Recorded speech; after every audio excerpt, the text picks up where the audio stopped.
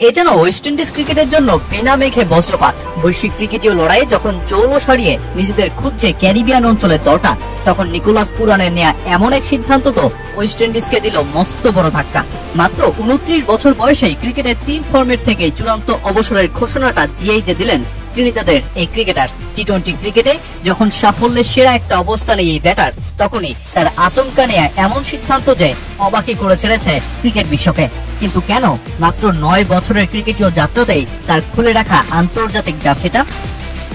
এই তো 8 দিন আগে রীতিমতো বিস্ময়ে ডুবিয়েই আন্তর্জাতিক ক্রিকেটকে বিদায় জানিয়ে দেন দক্ষিণ আফ্রিকার তারকা ব্যাটার হেনরি ক্লাসেন।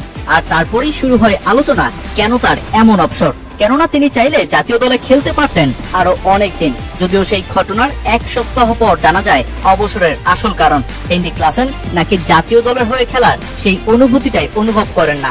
দল জিতুক বা হারুক তাতে ক্লাসেনের কিছুই যায় আসে না, তিনি খেলাটাকেই উপভোগ করতে পারছিলেন না।